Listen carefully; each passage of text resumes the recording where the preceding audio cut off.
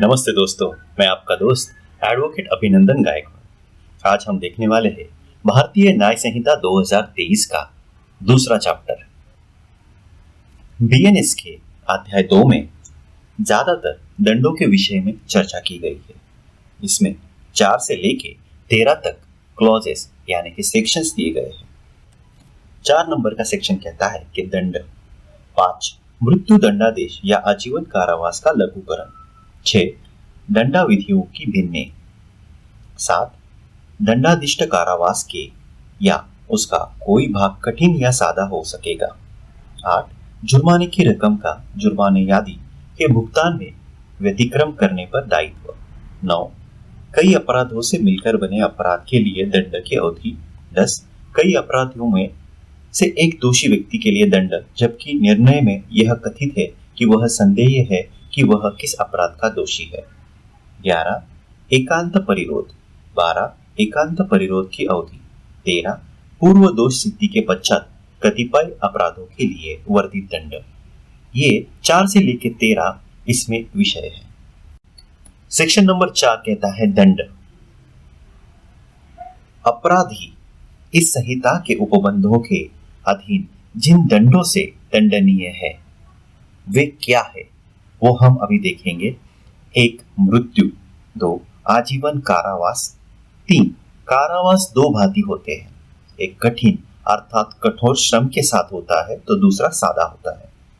4 संपत्ति का संपहरण। 5 जुर्माना और 6 सामुदायिक सेवा। ये चीजें सेक्शन नंबर 4 में अंतर्भुत की गई है।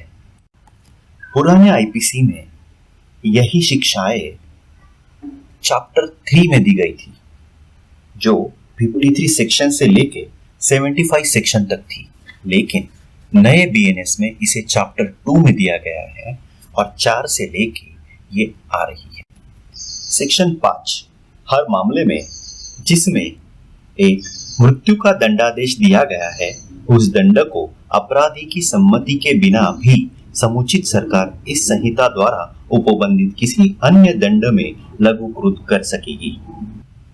ख आजीवन कारावास का दंडादेश दिया गया हो, अपराधी की सम्मति के बिना भी समुचित सरकार उस दंड को ऐसी अवधि के लिए जो 14 वर्ष से अधिक न हो, दोनों में से किसी भांति के कारावास में लघुकृत कर सकेगी। अब हम देखेंगे कि समुचित सरकार पद से क्या प्रतीत होता है।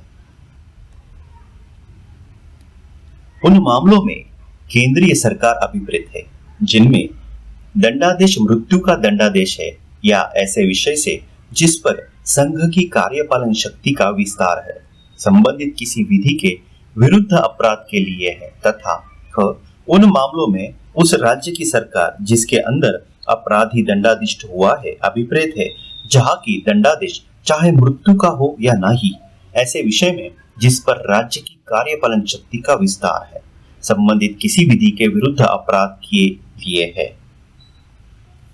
तो सरल भाषा में हम कहेंगे कि सेंट्रल गवर्नमेंट को यह अधिकार है कि किसी का अगर मृत्यु दंड की शिक्षा दी गई हो तो वो उसे आजीवन कारावास में तब्दील कर सकती है।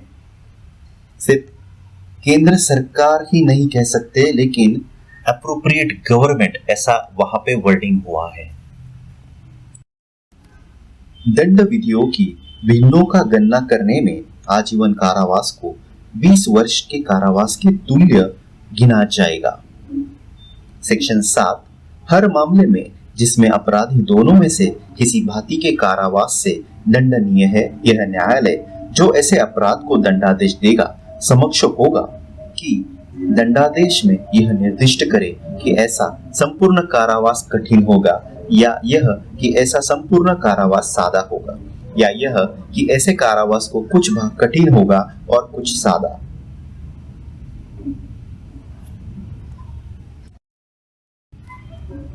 सेक्शन नंबर 8 कहता है जुर्माने की रकम का जुर्माना आदि के भुगतान में व्यतिक्रम करने पर दायित्व। 8 कहता है उसमें 1 जहां वह राशि अभिव्यक्त नहीं की गई है जितना का जुर्माना हो सकता है वही अपराधी जिस रकम के जुर्माने का दायी है वह अमर्यादित है किंतु अत्यधिक नहीं होगी।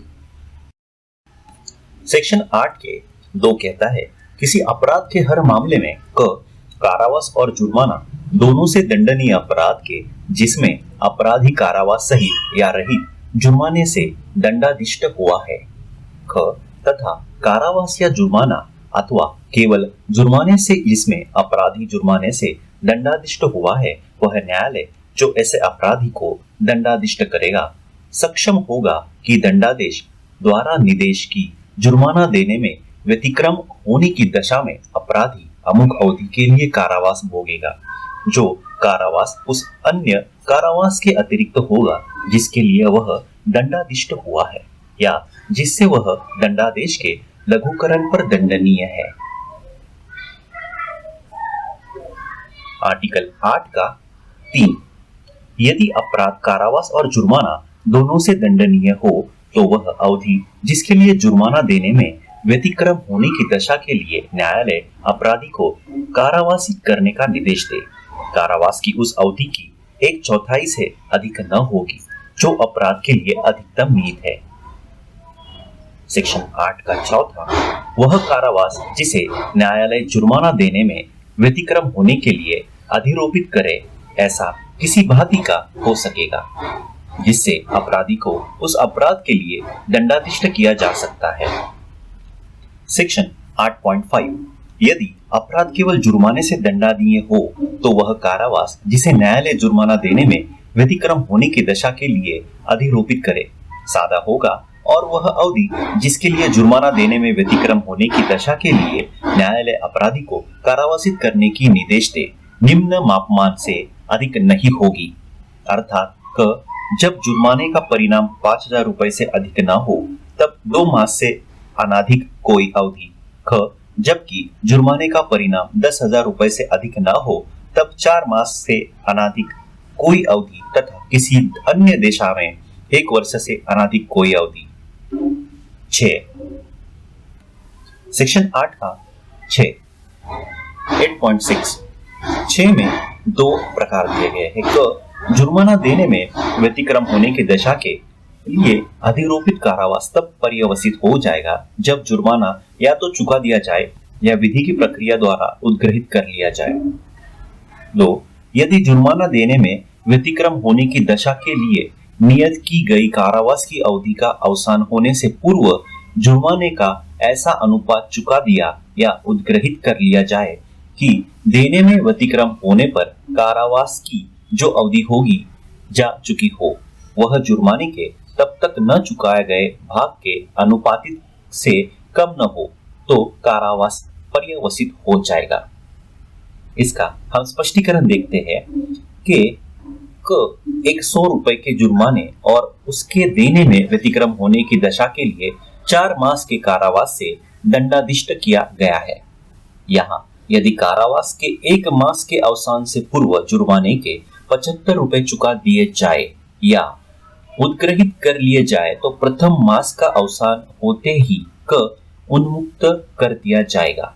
यदि 75 रुपए प्रथम मास के अवधान पर किसी भी पाश्चात्यवर्ती समय पर जबकि कारावास में है चुका दिए या उद्ग्रहित कर लिए जाए तो तुरंत उन्मुक्त कर दिया जाएगा। यदि कारावास के 2 मास के अवसान से पूर्व जुर्माने के 50 रुपए चुका दिए जाए तो उद्ग्रहित कर लिया जाए तो 2 मास के पूरे होते ही उन्मुक्त कर दिया जाएगा। यदि 50 रुपए उन दोनों मास के अवसान पर किसी भी पाश्चात्यवर्ती समय पर जबकि कारावास में चुका दिए जाए या उद्ग्रहित कर लिया जाए तो तुरंत उन्मुक्त कर दिया जाएगा। तो हम सरल भाषा में अगर समझते हैं कि अगर किसी को दंड मिला है कि 4 महीने का दंड है और उसके साथ उसको 1,000 रुपए की शिक्षा हो चुकी है या 100 रुपए की हो चुकी है तो जो टाइम है उसे उस रुपयों में डिवाइड करके जितना समय वो कोर्ट में रहा है उतना कट करके बाकी जो है अगर वो पैसे देता है तो उसे छोड़ दिया जाएगा। या अगर 50% उसने पैसे भरे हैं तो 4 मंथ की जो सजा मिली है उसमें से सिर्फ 2 मंथ की ही सजा उसको मिलेगी क्योंकि 50% उसने पैसे पहले ही भर दिए हैं। यानी कि दंड भर दिया है। अब हम देखते हैं सेक्शन नंबर 9। सेक्शन नंबर 9 कहता है कई अपराधों से मिलकर बने अपराध के लिए दंड की अवधि। सेक्शन नंबर 9 में 2 और सबसेक्शन है। तो 9.1 जहां कोई बात जो अपराध है ऐसे भागों से जिनमें का कोई भाग स्वयं अपराध है मिलकर बनी है, वहां अपराधी अपने ऐसे अपराध से एक से अधिक दंड से दंडित न किया जाएगा जब तक कि ऐसा अभिव्यक्त रूप से उपबंधित न हो। 2 जहां कोई बात अपराधों के परिभाषित या दंडित करने वाली किसी तत्सम प्रवृत्त विधि की 2 या अधिक पृथक परिभाषाओं में आने वाला अपराध है, अथवा ख जहां कई कार्य जिनमें से स्वयं एक से या स्वयं एकाधिक अपराध घटित होता है मिलकर भिन्न अपराध घटित करते हैं, वहां अपराधी को उससे गुरुतर दंड से दंडित न किया जाएगा जो ऐसे अपराधों में से किसी भी एक के लिए वह न्यायालय जो उसका विचारण करे उसे दे सकता हो। तो हम इसका स्पष्टीकरण देखते हैं। उदाहरण के तौर पर क य पर लाठी से 50 प्रहार करता है। यहाँ हो सकता है कि क ने संपूर्ण मारपीट द्वारा उन प्रहारों में से हर एक प्रहार द्वारा भी जिनसे वह संपूर्ण मारपीट गठित है य की स्वेच्छा उपहतिकारी करने का अपराध किया हो। यदि क हर प्रहार के लिए दंडनीय होता तो वह हर एक प्रहार के लिए 1 वर्ष के हिसाब से 50 वर्ष के लिए कारावासित किया जा सकता था, किंतु वह संपूर्ण मारपीट के लिए केवल एक ही दंड में दंडनीय है। यानी कि उदाहरण अगर इजी से समझे तो इसमें पता चलता है कि किसी आदमी को अगर 10-15 लाते घूसे कुछ भी मारे तो उसका क्लब करके एक ही दंड के लिए उसको अपराधी ठहरा के दंड मिलेगा। किंतु यदि उस समय जब क या य को पीट रहा है म हस्तक्षेप करता है और क म पर साशय प्रहार करता है तो यहाँ म पर किया गया प्रहार उस कार्य का भाग नहीं है जिसके द्वारा क या क स्वेच्छा उपहित कारित करता है। इसलिए क या तो स्वेच्छा कारित की गई उपहति के लिए दंड से और म पर किए गए प्रहार के दूसरे दंड से दंडनीय है। इसमें अगर देखा जाए तो अगर 2 इंसान लड़ाई कर रहे हैं तो एक के ऊपर जो मारने वाला था उसके ऊपर दंड तो लगेगा ही। अगर बीच में कोई बंदा तीसरा आता है और तीसरे को भी उस बंदे ने मारा तो एक तो पहले वाले को मारने के लिए उसके ऊपर दंड लगेगा और दूसरे वाले को मारने के लिए भी उसके ऊपर दूसरा दंड लग सकता है। सेक्शन नंबर 10 उन सब मामलों में जिनमें यह निर्णय दिया जाता है कि कोई व्यक्ति उस निर्णय में विनिर्दिष्ट कई अपराधों में से एक अपराध का दोषी है, किंतु यह संदेहपूर्ण है कि वह उन अपराधों में किस अपराध का दोषी है। यदि वह दंड सब अपराधों के लिए उपबंधित नहीं है तो वह अपराधी उस अपराध के लिए दंडित किया जाएगा जिसके लिए कम से कम दंड उपबंधित किया गया है। यहाँ पर इजी भाषा में देखेंगे तो संदेह पूर्वक ये शब्द बहुत इंपॉर्टेंट है, जहां पर संदेह है लेकिन कुछ मिला नहीं है कि वो क्या किया है उसने एग्जैक्टली उसमें, तो उसे दंड दिया जा सकता है, कम से कम दिया जाएगा। लेकिन सेक्शन नंबर 11 जब कभी कोई व्यक्ति ऐसे अपराध के लिए दोष सिद्ध ठहराया जाता है जिसके लिए न्यायालय को इस संहिता के अधीन उसे कठिन कारावास से दंडादिष्ट करने की शक्ति है, तो न्यायालय अपने दंडादेश द्वारा आदेश दे सकेगा कि अपराधी को उस कारावास के लिए वह दंडादिष्ट किया गया है किसी भाग या भागों के लिए जो मिलाकर 3 मास से अधिक ना होंगे, निम्न मापमान के अनुसार एकांत परिरोध में रखा जाएगा। अर्थात को यदि कारावास की अवधि 6 मास से अधिक न हो तो 1 मास से अनाधिक समय, तो यदि कारावास की अवधि 6 मास से अधिक हो और 1 वर्ष से अधिक न हो तो 2 मास तक अनवधि समय, यदि कारावास की अवधि 1 वर्ष से अधिक हो तो 3 मास से अनधिक समय। इसमें एकांत परिरोध की व्याख्या और डिटेल्स बताई गई है। सेक्शन नंबर 12 एकांत परिरोध के दंडादेश के निष्पादन में ऐसा परिरोध किसी दशा में भी एक बार में 14 दिन से अधिक न होगा। साथ ही ऐसे एकांत परिरोध की कालावधियों के बीच में उन कालावधियों से अन्यून अंतराल होंगे और जब दिया गया कारावास की 3 मास से अधिक हो तब दिए गए संपूर्ण कारावास के किसी एक मास में एकांत परिरोध 7 दिन में अधिक न होगा। साथ ही एकांत परिरोध की कालावधियों के बीच में उन्हीं कालावधियों से अन्यून अंतराल होंगे। सेक्शन नंबर 13, पूर्व दोष सिद्धि के पश्चात कतिपय अपराधों के लिए बंधित दंड।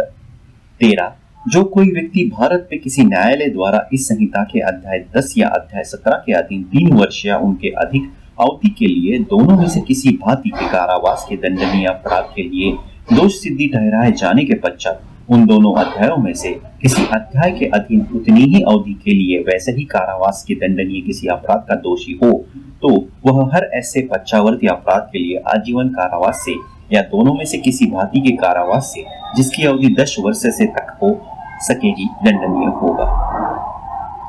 ये थे हमारे बीएनएस के अध्याय 2 के बारे में दंडनीय अपराधों के बारे में इंफॉर्मेशन। और इसी साथ हम ये चैप्टर 2 का सेशन समाप्त करते हैं। हम आशा करते हैं कि आपको यह सेशन अच्छा लगा। हम आशा करते हैं कि और आने वाले सभी हमारे वीडियोस को आप देखेंगे, लाइक करेंगे। Thank you.